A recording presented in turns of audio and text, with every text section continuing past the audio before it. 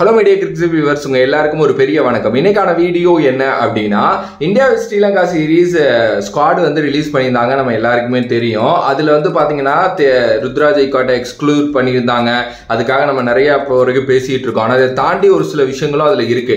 அதுல ரொம்ப முக்கியமான ஒரு விஷயம் பாத்தீங்க அப்படின்னா, இந்தியாவோட premier spin bowling allrounder Ravindra Jadeja இருக்காருல்ல, அவரை வந்து பாத்தீங்க அப்படின்னா ஓடிஐல இருந்து டிராப் பண்ணியிருக்காங்க. ஆக்சுவலி நான் ஃபர்ஸ்ட் ரெஸ்ட் கொடுத்துருக்காங்கன்னு தான் நினைச்சேன் உண்மையிலுமே. ஏன்னா அவருக்கு இதுக்கப்புறம் வந்து இந்த டெஸ்ட் சீரீஸ்லாம் இருக்கும். ஸோ அதனால வந்து கொஞ்சம் அவரை வந்து இது பண்ண வேணாம் அப்படின்னு யோசிச்சிருக்காங்க. நான் யோசிச்சேன். ஆனா இல்ல அவரை டிராப் தான் பண்ணிருக்காங்கிற நியூஸ் வந்திருக்கு. 6 ஓடிஐ தான் ஐசிசி சாம்பியன்ஸ் டிராஃபி முன்னாடி வந்து விளையாட போறாங்க. ஓகே, ஸோ அந்த சாம்பியன்ஸ் டிராஃபிக்கு போற ஸ்குவாடை வச்சு தான் கிட்டத்தட்ட இந்த 6 ஓடிஐயும் கொஞ்சம் கொஞ்சமா விளையாடணும் அப்படின்ட்டு கௌதம் கம்பீர் அண்ட் டீம் யோசிச்சிருப்பாங்க. ஸோ அதனால தான் விராட் கோலி, ரோஹித் சர்மா மாதிரி பிளேயர்ஸை வர வச்சாங்க. பட் ஆனா ஜஸ்பிரீத் பும்ரா வர வைக்கல. அவர் வந்து ஏன்னா அவர்கிட்ட இருக்கிறது கோல்டு, நாம அவரை சும்மா போட்டு ப்ரெஷர் பண்ண வேணான்ட்டு தான் விட்டுட்டாங்க, ஒரு ரெஸ்ட் கொடுத்துடலான்ட்டு. ஆனா ரவீந்திர ஜடேஜா வந்து பாத்தீங்க அப்படின்னா டிராப் பண்ணிருக்கிறதுங்கிறது வந்து தப்புங்க. ஏன்னா அவரும் இந்த ஐசிசி சாம்பியன்ஸ் டிராஃபி விளையாடுவார் அப்படின்னு தான் நம்ம யோசிச்சோம். எனக்கு என்ன புரியல அப்படின்னா, எப்படி இது மாதிரி ஒரு விஷயம் ரவீந்திர ஜடேஜா மாதிரி ஒரு பிளேயரை 50 ஓவர் ஃபார்மேட்ல இருந்து நீங்க வந்து டிராப் பண்ணணும்னு யோசிச்சிங்க அப்படிங்கிறது வந்து பாத்தீங்க அப்படின்னா எனக்கு சத்தியமா தெரியல. T20 அவர் வந்து பாத்தீங்க அப்படின்னா ரிட்டையர்மெண்ட் அறிவிச்சிட்டாரு. அதுவும் நம்ம எல்லாருக்குமே தெரியும். ஸோ அதுக்கப்புறம் இப்போ சாம்பியன்ஸ் டிராஃபி வேர்ல்டு கப்போட அவரும் வந்து பாத்தீங்கன்னா அந்த 50 ஓவர் ஃபார்மேட்ல இருந்து போயிட போறாரு.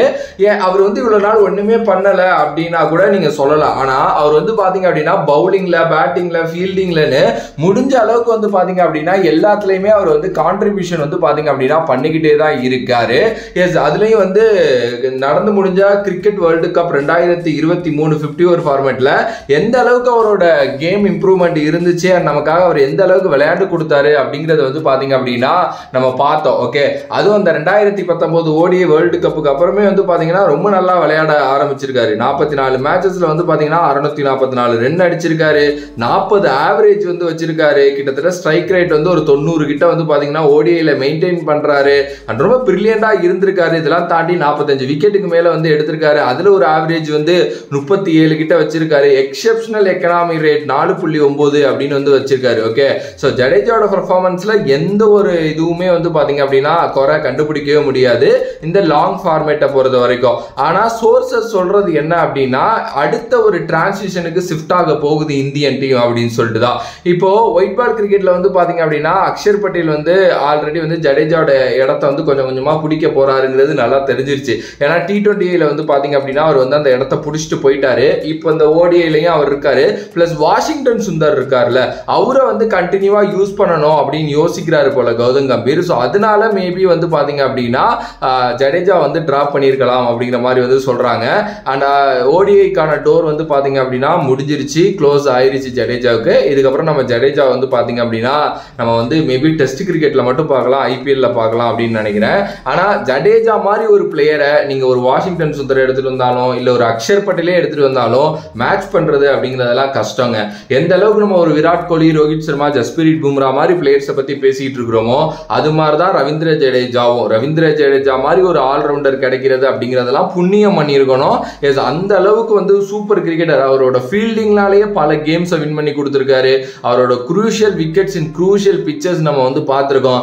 எல்லாம் தெரியும்டா அவங்களுக்கு. அடுத்தடுத்து போறப்ப இருக்கு முக்கியமான பிச்சர்ஸ்ல தலைவன் இல்லாம என்ன பண்ண போறீங்கிற மாதிரி தான் நான் சத்தியமா எனக்கு ஒரு மாதிரி கோபத்துல சொல்ல தோணுது. ஆக்சுவலி ரவீந்திர ஜடேஜா ஆடலாங்க, இன்னும் ஒரு 2-3 வருஷம் ஆடலாம் கண்டிப்பா. அப்படி ஒரு ஆடக்கூடிய ஸ்டஃப் இருக்கக்கூடிய பிளேயர்ஸை டிராப் பண்றதுங்கிறது வந்து தெரியல. மேபி இதெல்லாம் நடந்திருக்கு, இப்போ இதெல்லாம் முன்னாடியும் நடந்திருக்கு. பட் அதுக்கப்புறம் எடுத்த முடிவுகள் இந்தியன் டீமுக்கு சாதகமா போயிருக்கு. தோனி இருந்த காலகட்டத்திலையும் நடந்திருக்கு. பெரிய பெரிய பிளேயர்ஸ் அவரும் வந்து பாத்தீங்கன்னா டிராப் பண்ணாரு. அதுக்கப்புறம் ஆனா எடுத்த கரெக்டான முடிவுகள் கரெக்டா இருந்ததுனால அது பேக் ஃபயரா அமையல. ஆனா இது மாதிரி முடிவுகள் தப்பா அமைகிறப்ப பேக் ஃபயர் ஆயிரும் அப்படிங்கிற ஒரு இது ஆணிச்சுன்னு வைங்களேன், முடிச்சு விட்டுருவானுங்க. ஏன்னா தோனி அப்ப பண்ணாரு அப்படின்னா தோனிங்கிற ஒரு பெரிய மைண்ட் இருந்துச்சு. இப்போ பார்ப்போம் கௌதம் கம்பீர் அப்படிங்கிற ஒரு பெரிய மைண்ட் என்ன பண்ண போகுதுன்னு.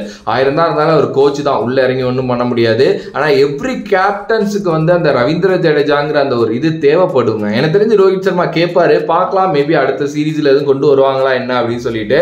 பட் ஆனா சீரியஸ்லி ரவீந்திர ஜடேஜாலாம் இல்லாம விளையாட போகுது இந்தியன் டீம் அப்படின்னு நினைக்கிறப்போ அது எங்கேயோ இது எனக்கு தெரிலப்பா அப்படிங்கிற மாதிரி தான் வந்து இருக்குது.